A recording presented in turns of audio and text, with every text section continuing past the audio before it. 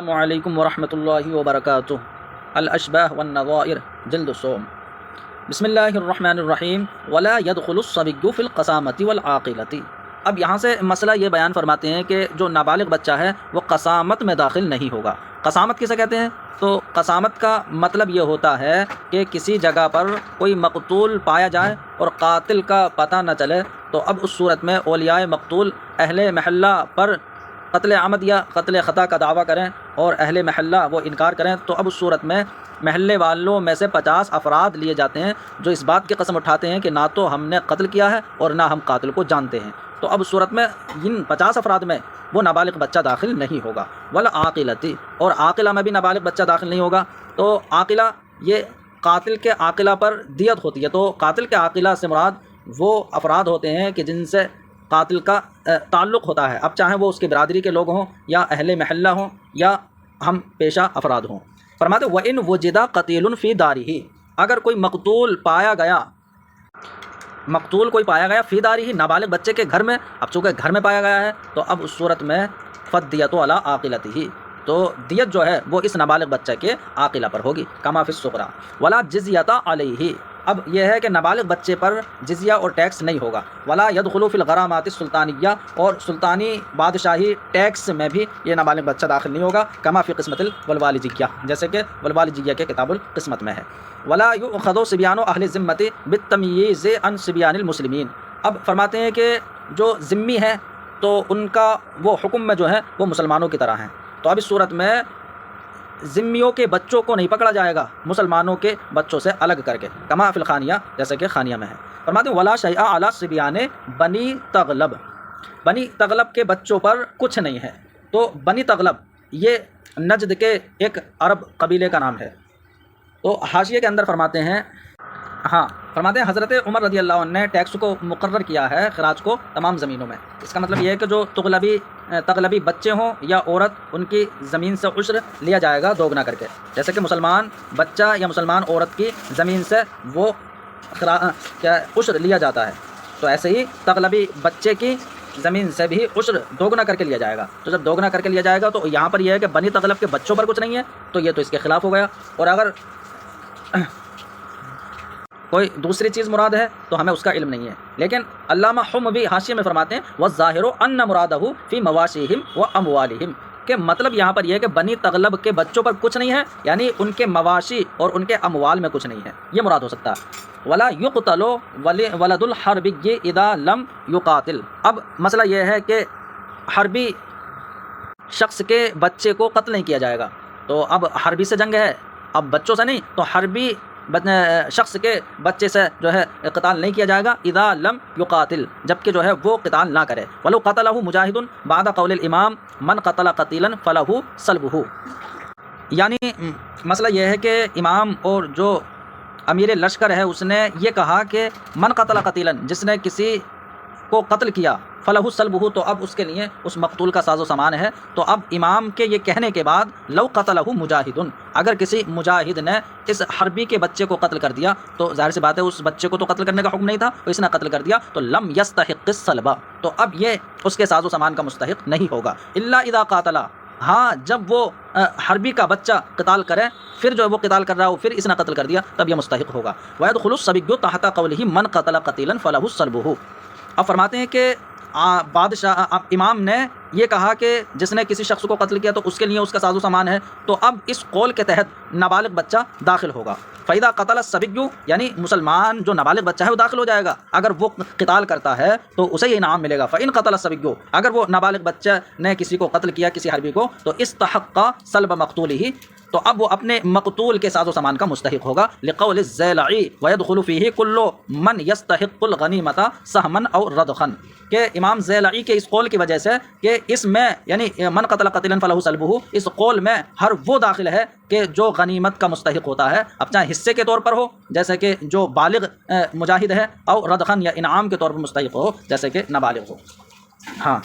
وفی الکنز ان الصبی ممن یرضخ له اذا قاتل، اور فرماتے ہیں اور کنز الدقائق کے اندر یہ ہے کہ نابالغ بچہ ان میں سے ہے کہ جس کو انعام دیا جاتا ہے اذا قاتل، جب وہ قتال کرے۔ ولو قال السلطان للصبی اذا ادرکت فصلی بالناس الجمعۃ جازا، اور اگر بادشاہ نے ایک نابالغ بچے سے کہا کہ اذا ادرکتا، یعنی جب تم بالغ ہو جاؤ تو لوگوں کو جمعے کی نماز پڑھا دینا، تو یہ جائز ہے۔ ہاں، تو اب یہ جائز ہے کہ جب وہ بالغ ہو جائے گا تو نماز پڑھائے گا۔ وفی البزازیہ، اور بزازیہ میں یہ ہے کہ السلطان اب الوالی اذا کان غیر بالغ،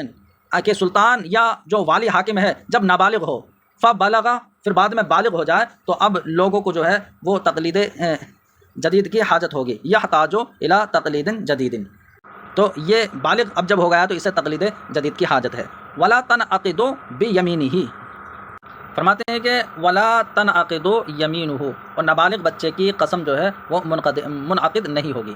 یعنی اس کی قسم منعقد نہیں ہوگی۔ تو یہ ہے کہ اگر کہیں قسم کا معاملہ ہو تو اس کی قسم کھلائی بھی نہیں جائے گی۔ فرماتے ہیں ولو کان معذونا، اس کی قسم منعقد نہیں ہوگی اگر چاہیے معذون ہو، یعنی معذون نابالغ بچے کو قسم نہیں کھلائی جائے گی۔ فباع، یعنی اگر چاہیے معذون ہو اور اس نے بیع کی، فوجد المشتری به عیبا، اور مشتری نے اس مبیع میں کوئی عیب پایا، تو اب لا یحلفه حتی یدرکا، تو اس نابالغ بچے کو قسم نہیں کھلائی جائے گی یہاں تک کہ یہ بالغ ہو جائے، یعنی بالغ ہونے تک اس کو قسم نہیں کھلائی جائے گی، جیسے کہ عمدہ میں ہے۔ لیکن علامہ حموی حاشیے میں فرماتے ہیں کہ مصنف کا یہ عبارت یہ بزازیہ کے خلاف ہے، کیونکہ بزازیہ کے اندر یہ ہے کہ معذون نابالغ بچے کو قسم کھلائی جائے گی بالغ کی طرح۔ تو ہمارے علماء کا تو یہ مذہب ہے کہ اسے قسم کھلائی جائے گی، اور اسی پر ہمارا عمل ہے۔ فرماتے ہیں کہ ولو ادعا علی صبی محجور ولا بینۃ لہ، فرماتے ہیں کہ اگر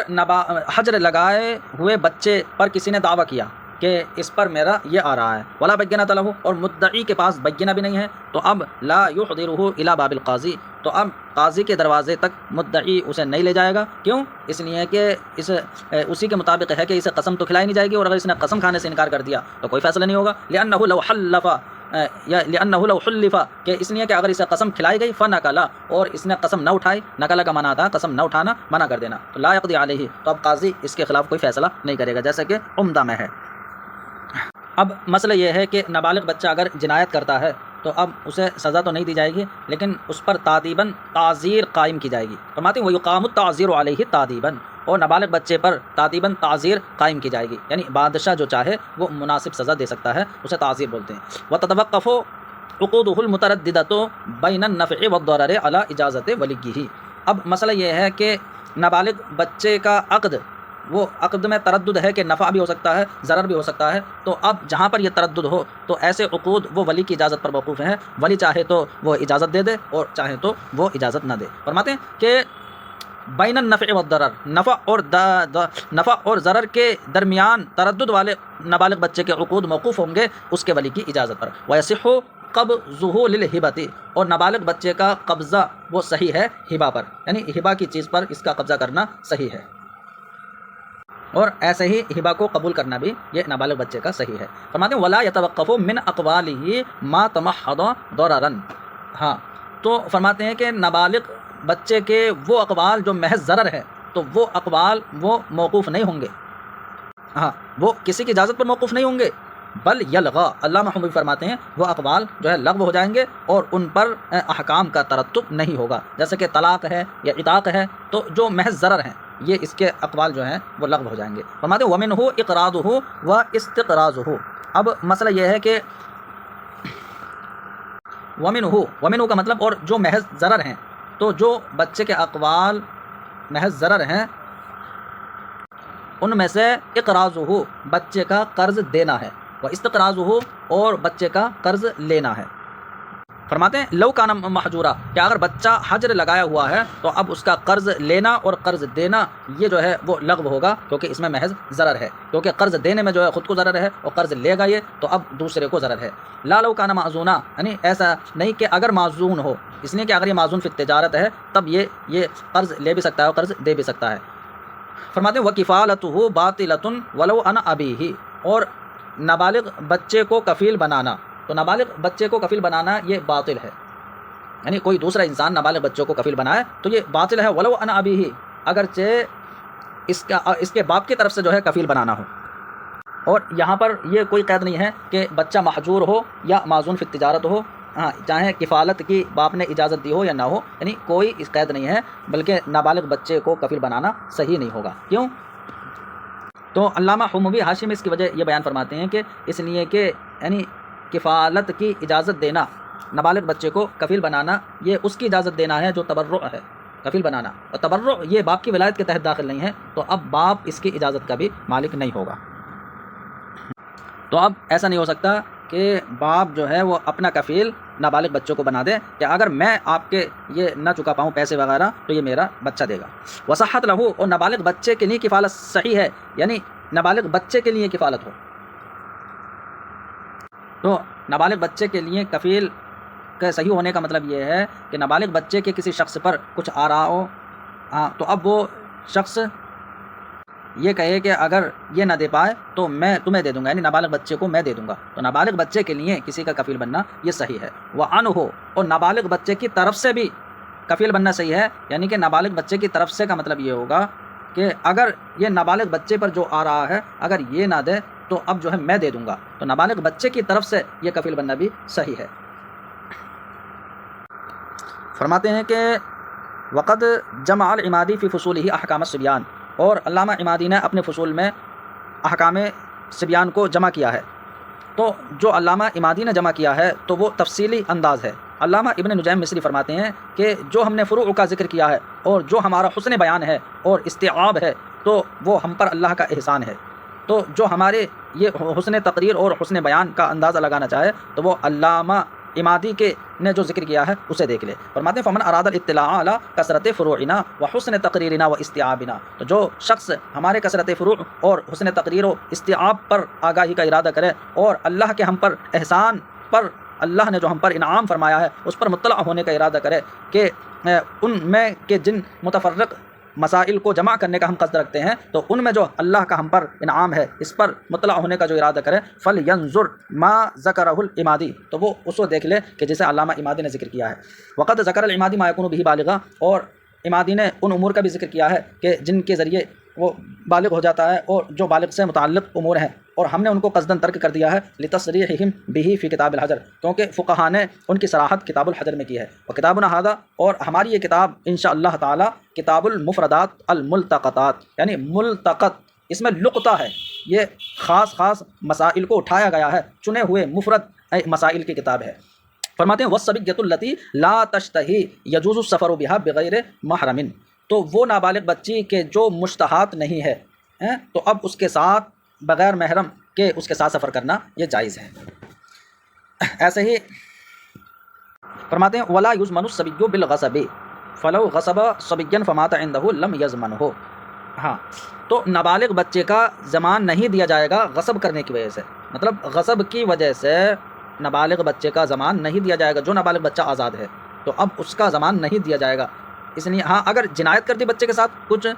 تو اب جنایت کی وجہ سے وہ یعنی غاصب ضامن ہوگا۔ فرماتے ہیں فلو غصب صبیا، تو اگر نابالغ بچے کو غصب کیا فمات عنده، اور وہ غاصب کے پاس مر گیا تو لم یضمن ہو، تو اب وہ اس کا ضامن نہیں ہوگا کیونکہ غصب کا ضمان نہیں ہوتا ہے ہمارے بعض مشائخ کے نزدیک۔ ہاں الا اذا نقلہ الى ارض مصبعۃ او مکان الوباء اب الحمى، لیکن اگر اس نابالغ بچوں کو وہ درندوں والی زمین میں نقل کر دیا یا جہاں وبا پھیلی ہوئی ہے اس جگہ میں لے گیا، یا بخار کی جگہ کہ جہاں بخار لوگوں کو ہے وہاں لے گیا،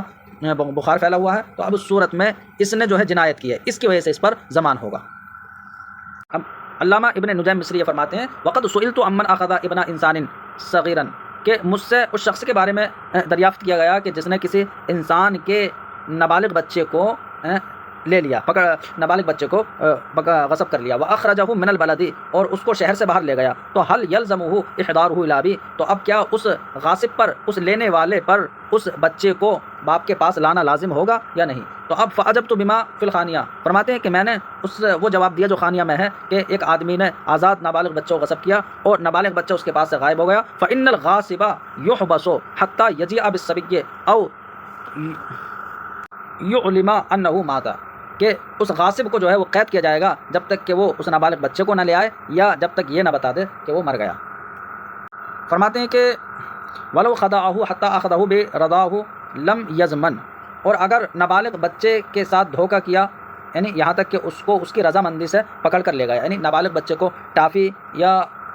چاکلیٹ وغیرہ اس کو دی اور اس کو جو ہے اس کی رضامندی سے بلا کر لے گیا تو لم یزمن، تو اب یہ جو لے آنے والا یہ ضامن نہیں ہوگا جیسا کہ خانیہ میں ہے، لأنہ ما غصبہ، اس لیے کہ اس نے اس نابالغ بچے کو غصب نہیں کیا ہے بلکہ وہ اپنی رضامندی سے اس کے پاس آیا ہے، لأنہ الاخذ قہرا، اس لیے کہ غصب کس چیز کا نام ہے، غصب کا نام ہے یعنی زبردستی جو ہے کسی پر لینا، کسی کو جو ہے زبردستی جو ہے پکڑ لینا۔ وفی الملتقط من النکاح وعن محمد رحمہ اللہ فی من خدع بنت رجل اب امرأته واخرجها من منزله قال احبسه ابدا حتى یأتی بها او یعلم موتها۔ تو اب ملتقط کے کتاب النکاح میں ہے اور امام محمد سے یہ اس شخص کے بارے میں مروی ہے کہ جس شخص نے کسی شخص کی بیٹی یا بیوی کو دھوکہ دے کر یعنی اس کو اس شخص کے گھر سے نکال کر لے گیا تو اب اس کیا حکم ہے، تو امام محمد نے فرمایا کہ میں اس کو ہمیشہ کے لیے قید کر دوں گا، یعنی جب تک کہ وہ اس بیٹی یا بیوی کو نہ لے آئے یا ان کی موت کی خبر نہ دے دے۔ فرماتے ہیں ولو قطع طرف صبی لم تعلم صحته ففيه حکومت عدل لا دیت۔ اب مسئلہ یہ ہے کہ نابالغ بچے کا کوئی عضو کاٹ دیا گیا تو نابالغ بچہ یہ نفس اور عضو کی دیت میں بالغ کی طرح ہے۔ اب اگر نابالغ بچے کا مثلاً ایسا عضو کاٹ دیا گیا کہ جس کے کاٹنے سے منفعت مقصودہ فوت ہو جاتی ہے، جیسے کہ زبان ہے تو زبان کو کاٹ دیا گیا تو اب بولے گا کیسے، ہاتھ ہے، پیر ہے اور اس جیسے جو ہیں، تو یہاں پر منفعت مقصودہ فوت ہو جاتی ہے، تو اس کے یعنی اس منفعت کے فوت ہونے کی وجہ سے تاوان یہاں پر واجب ہوگا، یعنی دیت واجب ہوگی جب کہ صحت کا علم ہو، مطلب صحیح ہونے کا علم ہو کہ ہاتھ پیر جیسے صحیح ہیں تو وہ حرکت سے پتہ چلے گا، ہاں، اور زبان سے کلام کر رہا ہے وہ تو زبان میں صحت وہ کلام کے ذریعے پتہ چلے گی، تو یہ جو ہے صحت کا اگر علم ہو تو جو ہے پھر مکمل دیت اور تاوان واجب ہوگا۔ لیکن فرماتے ہیں کہ وہ عضو کہ جس کے فوت کرنے میں منفعت مقصودہ کا فوت کرنا نہیں ہے، صرف خوبصورتی اور زینت فوت ہو جائے، جیسے کہ یہ جو کان ہیں تو یہ جو انسان کے کان کھڑے ہوئے کان ہیں یہ اگر کاٹ لیے جائیں تو فرماتے ہیں کہ یہاں منفعت مقصودہ تو فوت نہیں ہوئی ہے، البتہ تفویت جمال ہو گیا ہے، تو اب اس صورت میں یہ کامل دیت واجب ہوگی بغیر تفصیل کے، یعنی مکمل دیت واجب ہوگی، اس لیے کہ خوبصورتی اور یہ جمال جو ہے اب تو بالکل ہی ختم ہو گیا اس کا، ہاں، لیکن فرماتے ہیں یہ تو تب تفصیل ہے جب کہ ان کے صحیح ہونے کا علم نہ ہو، ہاں صحیح ہونے کا علم ہو، اگر صحت کا علم نہیں ہے تب حکومت عدل ہوگی، تب دیت نہیں ہوگی۔ حکومت عدل کا مطلب یعنی کہ ایک غلام کو لا کر اس کے ساتھ جو ہے یہ کوئی آزاد کھڑا ہو جائے، اب دونوں کی قیمتوں کے درمیان، ہاں، تو اب دونوں کھڑے ہوں تو اب دونوں کی قیمت کے درمیان جو تفاوت ہو اس تفاوت کی مقدار جو ہے وہ حکومت عدل کہلاتی ہے، یعنی جو فرق ہے جو تفاوت ہے وہ واجب ہوگا، یعنی اتنی مقدار واجب ہوگی، دیت واجب نہیں ہوگی۔ وہی فرماتے ہیں کہ لم تعلم صحت ہو، کسی بچے کا ایسا عضو کاٹ دیا گیا کہ جس کی صحت معلوم نہیں تھی تو اس میں حکومت عدل ہے، لا دیت، دیت نہیں ہے۔ فرماتے ہیں ولو دفع السکین الی صبی فقتل نفسه لم یضمن الدافع، اور اگر بچے چھری نابالغ بچے کو چھری دی گئی، ہاں، تو اب اس نے اپنے آپ کو قتل کر لیا، خودکشی کر لی، تو اب دینے والا ضامن نہیں ہوگا، اس لیے کہ یہاں اس نے خود کو قتل کیا ہے، یہاں جو فعل کی نسبت ہے وہ مباشر کی طرف ہے، اور اگر وہیں قتل غیرہ ہو، اور اگر دوسرے کو قتل کر دیا اس نے نابالغ بچے نے، تو اب نابالغ بچے کے عاقلہ پر دیت ہوگی، وَيَرْجِعُونَ بِهَا عَلَى الدَّافِعِ، اور وہ نابالغ بچے کے عاقلہ اس دیت کو چھری دینے والے سے واپس لیں گے، اس لیے کہ یہاں پر نابالغ بچے کا اگر فعل ہے تو اس فعل کا سبب جو ہے یہ دافع بنا ہے۔ ولو وقدا لو امر صبیا بقتل انسان فقتلہ، ایسے ہی اگر نابالغ بچے کو کسی نے حکم دیا دوسرے انسان کے قتل کرنے کا، تو اب اگر اس نے اس کو قتل کر دیا، ہاں، ولو قتل کر دیا، تب جو ہے نابالغ بچے کے عاقلہ پر دیت ہوگی، اور اس دینے والے سے وہ بچے کے عاقلہ بعد میں لیں گے۔ ولو امر صبیا بالوقوع من شجرۃ، اور اگر نابالغ بچے کو حکم دیا درخت سے کودنے کا، ہاں، درخت سے گرنے کا، کودنے کا حکم دیا، فوقع، اور وہ جو ہے وہ کود گیا، تو زمینہ دیتہ، تو زمینہ دیتہ، تو اب یہ حکم دینے والا اس کی دیت کا ضامن ہوگا۔ تو یہ مسئلہ ایسے ہی ہو گیا کہ جیسے کسی نے کہا کہ تو اپنے آپ کو پانی میں ڈال دے یا آگ میں ڈال دے، اب اگر کوئی ایسا کر لے تو جو حکم دینے والا ہے وہ ضامن ہوتا ہے، ہاں۔ فرماتے ہیں ولو ارسلہ الی حاجۃ فعطب فی حاجۃ فعطب ضمنہ، اور اگر کسی نے نابالغ بچے کو کسی کام کے لیے بھیجا، فعطب، پھر وہ نابالغ بچہ ہلاک ہو گیا، تو اب یہ اس کا ضامن ہوگا بھیجنے والا، ہاں، کیوں؟ اس لیے کہ اس نے اس کو اپنے کام کا حکم دیا ہے، تو گویا کہ یہ اسے استعمال کرنے کی وجہ سے یہ غاصب ہو گیا، اور غاصب ضامن ہوتا ہے۔ وَقَذَا لَوْ أَمَرَ بِصُعُودِ شَجَرَةٍ لِنَقْضِ ثِمَارِهَا فَوَقَعَ، بتا رہا ہوں، اور ایسے ہی حکم دینے والا ضامن ہوگا کہ اگر نابالغ بچے کو درخت پر چڑھنے کا حکم دیا اپنے لیے درخت کے پھل توڑنے کے لیے، اور بچہ گر گیا، تو چونکہ یہ بچے کا استعمال کر رہا ہے اپنے لیے، اس لیے یہ ضامن ہوگا۔ فوقع، بچہ گر گیا تو یہ ضامن ہوگا۔ وَكَذَا لَوْ أَمَرَهُ بِكَسْرِ الْحَطَبِ، اور ایسے ہی حکم دینے والا ضامن ہوگا کہ اگر نابالغ بچے کو حکم دیا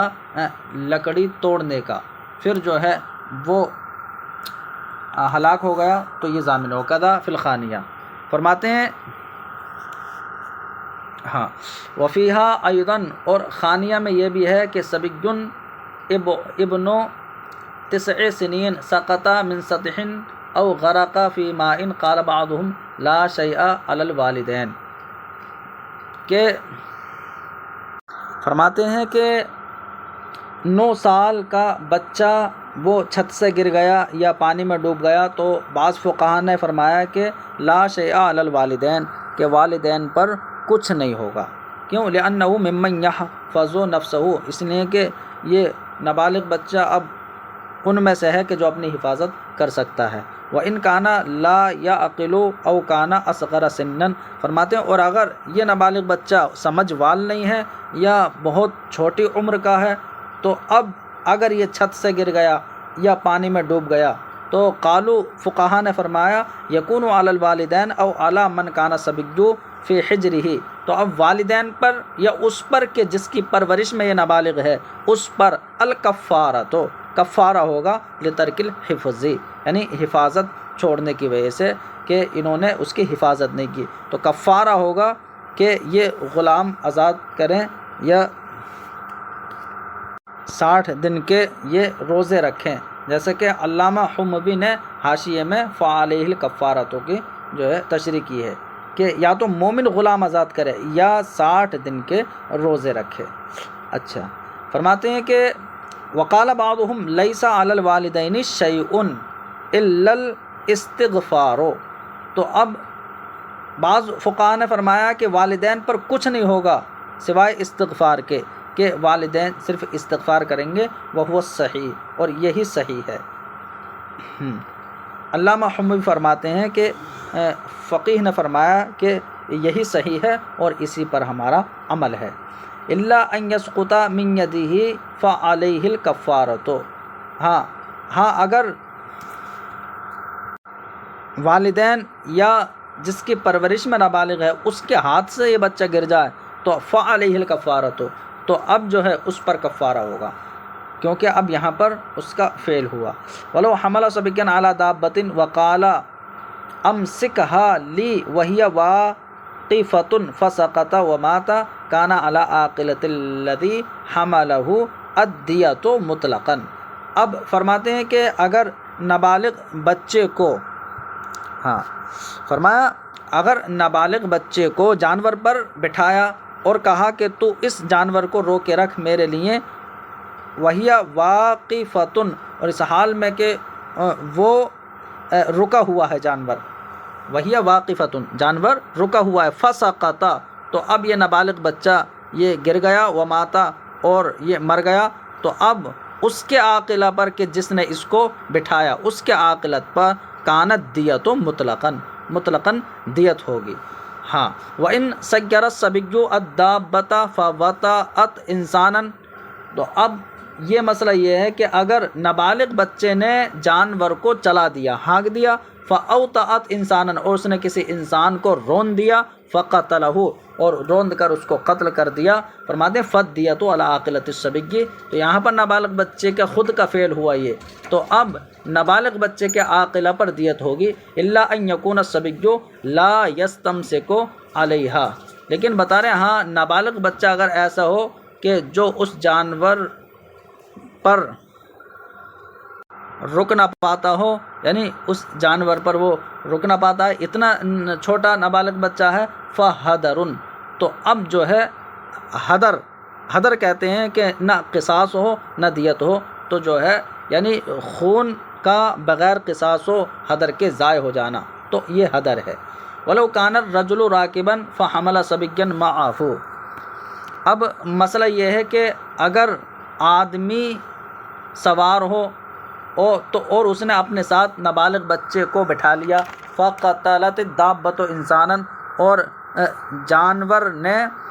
کسی انسان کو قتل کر دیا، تو کسی انسان کو اگر جانور نے قتل کر دیا، فرماتے ہیں فَإِنْ كَانَ الصَّبِيُّ لَا يَسْتَمْسِكُ، تو اگر نابالغ بچہ ایسا ہے کہ وہ خود جو ہے رک نہیں سکتا، تو اب دیت جو ہے صرف اس آدمی کے عاقلہ پر ہوگی، وَإِلَّا، اور ورنہ، یعنی اس کا مطلب یہ ہے کہ نابالغ بچہ خود بھی رک سکتا ہے اس جانور پر اور آدمی، تو اب دونوں کے عاقلہ پر دیت ہوگی. فرماتے ہیں وَلَوْ مَلَأَ صَبِيٌّ كُوزًا مِّنْ حَوْضٍ ثُمَّ صَبَّهُ فِيهِ لَمْ يَحِلَّ لِأَحَدٍ أَن يَشْرِبَ مِنْهُ. فرماتے ہیں اگر نابالغ بچے نے حوض سے کوزہ بھرا، یعنی پانی بھرا، ثم صَبَّهُ فِيهِ، پھر اس حوض میں ہی اس کو ڈال دیا، تو اب کسی کے لیے اس سے پینا وہ جائز نہیں ہے، اس لیے کہ جب نابالغ بچے نے اس سے کوزہ بھرا تو اب وہ اس پانی کا مالک ہو گیا.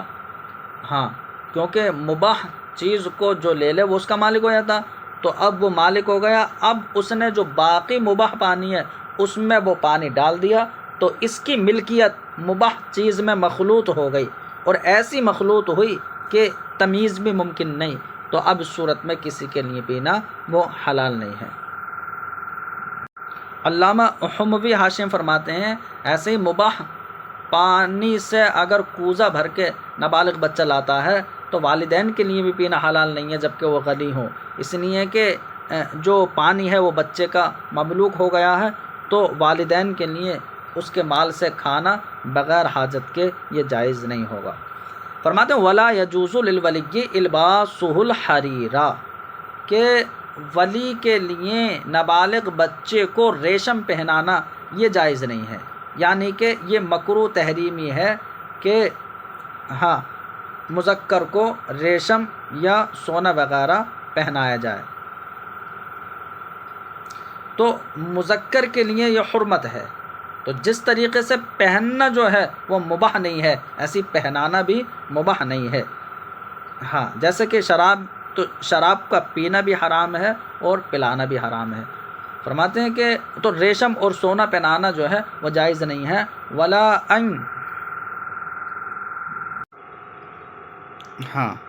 فرماتے ہیں کہ وَلَا أَن يُسْقِيَهُ الْخَمْرَ، اور ولی کے لیے بھی جائز نہیں ہے کہ وہ اسے شراب پلائے. وَلَا أَن يُجْلِسَهُ لِلْبَوْلِ وَالْغَائِطِ مُسْتَقْبِلًا أَوْ مُسْتَدْبِرًا، اور ایسے ولی کے لیے جائز نہیں ہے کہ نابالغ بچے کو پیشاب کے لیے یا پخانے کے لیے بٹھائے قبلے کی طرف منہ یا پیٹھ کر کے، یعنی کہ اگر یہ کام کرنا اگر حرام ہے تو کرانا بھی جو ہے یہ جائز نہیں ہے. وَلَا أَن يَخْضِبَ يَدَهُ أَوْ رِجْلَهُ بِالْحِنَاءِ، بتانے اور یہ بھی جائز نہیں ہے کہ وہ نابالغ بچے کے ہاتھ یا پیر پر جو ہے وہ مہندی لگا دے. اور ملتقط میں یہ ہے کہ فرماتے ہیں کہ زوجہ ابنتہ من رجل، کہ کسی شخص نے اپنی بیٹی کی شادی کرائی کسی آدمی سے، وذهبت، اور وہ لڑکی غائب ہو گئی، چلی گئی، ولا یدرا، ہاں مکانھا یہ نائب فاعل ہے، اور اس کی جگہ معلوم نہیں ہے کہ کہاں چلے گئی، تو اب جو لڑکی کا باپ ہے وہ اس شوہر کو مجبور نہیں کرے گا کہ تم تو ڈھونڈ کے لا کے دو، کہیں سے بھی لا کے دو، یہ نہیں. تو لا یجبر زوجھا علی الطلب، یعنی اس بیٹی کے شوہر کو مجبور نہیں کیا جائے گا تلاش کرنے پر.